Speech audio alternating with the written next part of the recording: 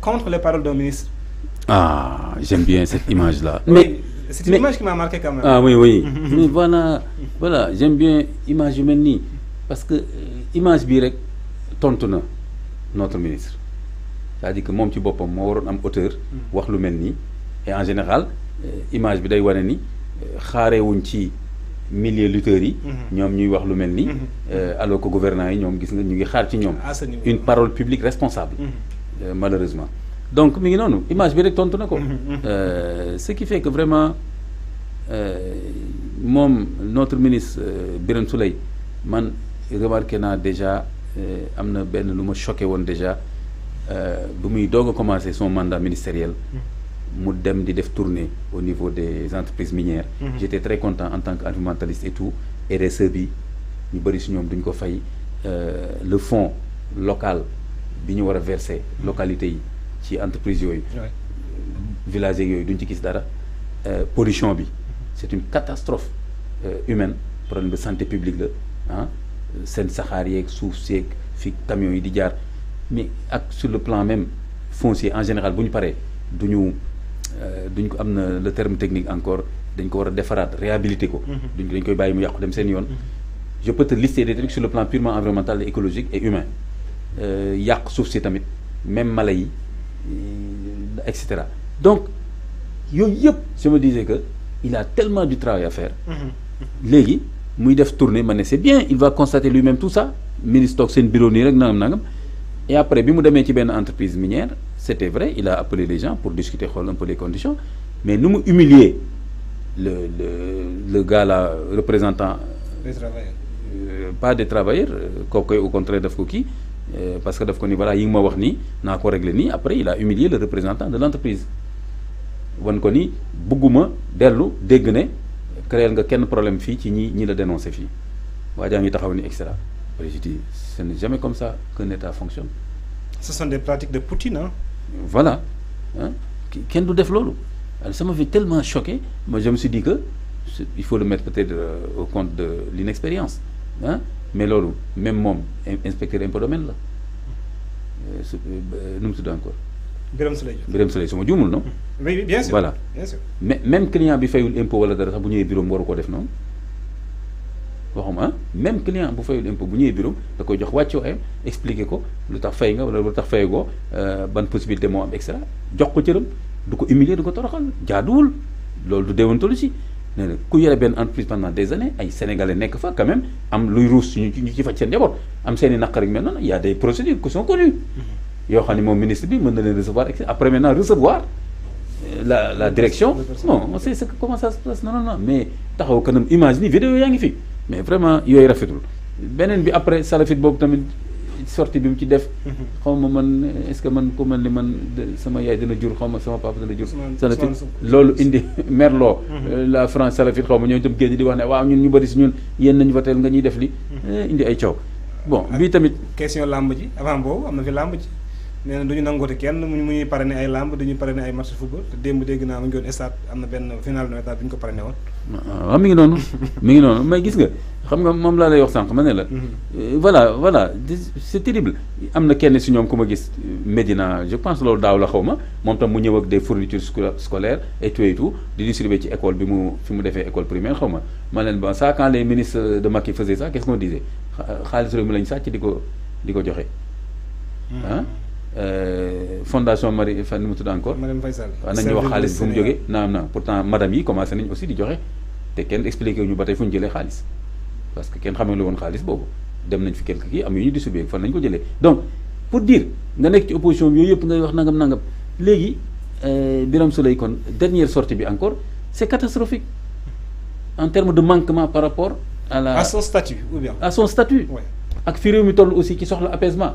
moo tax daal man je trouve que. Est-ce que c'est pas aussi ces déclarations là parfois qui font que le travail que le régime est en train de faire ñu koy mbëdd sur le plan de la communication parce qu'il y a quand même des actions qui sont en train de se faire les informations là qu'on a donné la renégociation 75% yi nga xamante ni 75 millions de 4 milliards yi ñoom électrification yi le travail qu'ils sont en train de faire également par rapport ak les inondations je pense qu'il y a beaucoup de choses bi nga xamante ni ils pouvaient axer leur communication sur ça et quand même faire profit bas par rapport à ces insanités là qui sont en train de polluer quand même l'espace public. Oui et en plus. Et effectivement moo tax moo tax ay erreur la erreur de communication yu grave la et en plus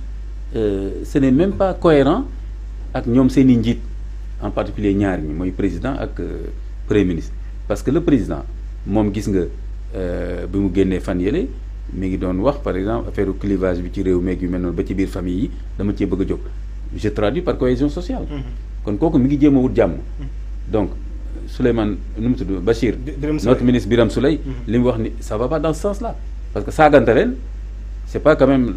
la cohésion sociale qui est recherchée alors que le président mi ngi naan dama bëgg clivage yi arrêté ba ci niveau famille yi alors même le premier ministre Ousmane Sonko a dit man santuma kenn mu saaga ah man mii musuma saaga kenn et cetera bon donc Birame Souleye li muy wax ci ban cohérence la am par rapport ak ñaari kilifa yi nga xam ne ñoo leen yilif ñoom muy le président ak le premier ministre. am na ku ne nee na Birame Souleye benn moom na njëkk saaga parce que saaga yaa ngi am moom na njëkk saaga na gën ci délai bi jël saaga muy benn ñaar aussi moom bu ñu bëggee soppi ay saagakat mu ngi ñuy saaga. parce que du ñooy saagakat c'est-à-dire que c'est certains responsables qui ont dit ça. Heureusement qu'il y ait ces gens-là au niveau de Pastef parce que Pastef moom loo wax ak ñoom rek boo bokkul ci ñoom rek ñu def bloc.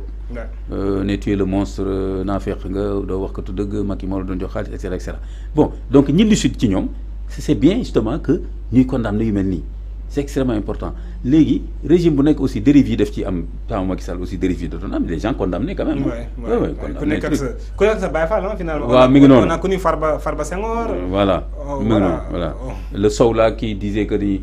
sama jaasi laay jël ci élection yi pour. xam Aliou Dembourou Sow. waaw nit ñi dañ ko condamné donc waa Pastef tamit. bu ñu yaakaar ni suñu defee dérive yi on va pas condamner. on va condamner léegi nag beneen bi Ibrahima.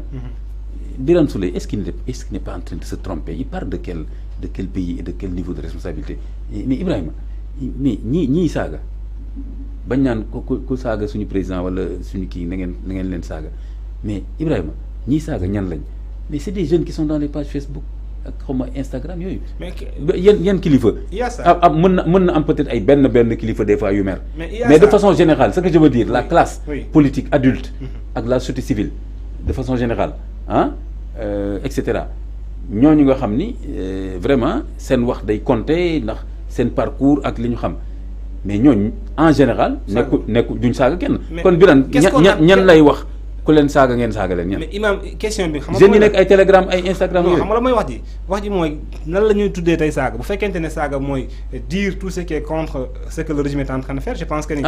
parce que bu ñu ñaax saaga yi ñu ngi jóge ci kanamu arrestation Badara Gadiaga depuis lors on parle de saaga Ousmane Sonko et de saaga Ousmane Sonko donc c'est à la limite c'est partir de ça donc qu'est-ce qu'ils nous disent carrément qu'est-ce qu'ils appellent saaga au juste bu fekkente ni. C'est à partir des propos de Badara Gadiaga qui disent que leur ministre est en train d'être insulté je ne le pense mais pas. dans leur rang Pastef rang ou Pastef saagakat yi dañ faa bari loolu. ah ouais waaw bari nañ fa ñëpp xam nañ leen donc ñu ngi fii ci vidéo yi ba tey amul luñ dul wax nit ñi kenn échappé wul ci ñoom muy kilifa diine muy ba bu yàgg ba barki démb ni rek maa ngi dégg waa jooju nekk Kewulo xam nga nu mu tudd encore. Babacar Touré. vidéo bi ñu ce matin rek maa ngi te ñoom xam naa comment il est positionné. Politiquement ci suba rek ñu ngi ma yónnee benn vidéo donc j'ai pas eu le temps de xam ndax bu yàgg la wala bu récent rek mais kenn dafa ni Sénégal dama ni ku bokkul ci église bi nekkoo labbe wala sœur ci église bi Macky Sall joxoon na la xaalis pour ngay corrompre la pour ngay saaga nit ñi à part église maa ko wax ci réew mi fii déggal loolu Kewulo après ngeen vérifier mi ngi ci vidéo xoolal loolu kii saaga na toute la communauté musulmane sénégalaise moom moo def le tour de tous les chefs religieux de tous les imams et cetera ma ne bon excepté peut-être les religieux qui sont du côté de Pastef xanaa ñooñu Macky Sall joxu leen woon xaalis pour ñu saaga donc ne serait-ce que bu respecté ñooñu rek warul wax ne ku dul église warul wax tout bi warul wax tout xool ku dul église ma ne ci réew mi laa wax il a répété Macky Sall jox la na la xaalis corrompre la pour nga saaga waa Pastef et cetera xoolal lii rek donc pour dire que ñoom ñu bëri ci ñoom ay saagal kat lañu c'est connu ñu ngi fii ci vidéo yi donc léegi ñoom je comprends pas li ñu waroon def mooy plutôt apaiser l'espace public parce que fu nekk ni c'est eux qui gouvernent le Sénégal et donc qui gouvernent l'espace public et politique en particulier donc fu nekk ni ñoom ñoo war a tenir ay discours de hauteur des discours citoyens responsables boo xam ni ñoo war a apaiser l'espace public et l'espace politique. Malheureusement sortie Birame Souleye bi ça va dans le sens contraire, ça vole très bas. Et que vraiment moi je trouve même que dafa waroon présenter excuse am parce que en tant que ministre je ne pense pas que dans un pays normal démocratique où les citoyens réclament qu'on les respecte que ministre génn di wax ko leen saaga ngeen saaga ko nangam voilà. Mais bon, d'autant plus que li mu wax noonu sax c'est interdit par la loi parce que mu ngi incité à ce que les gens adoptent un nouveau comportement. fayul seen bopp expression juridique bi nga xamante ne le procureur pouvait s'autosaisir dans ce sens-là pour jàpp ko ci. quand même vraiment c'est triste hein. On va continuer à parler de la politique dialogue national bi imam jeex na dafa mel ni société civile bi kontaanul ci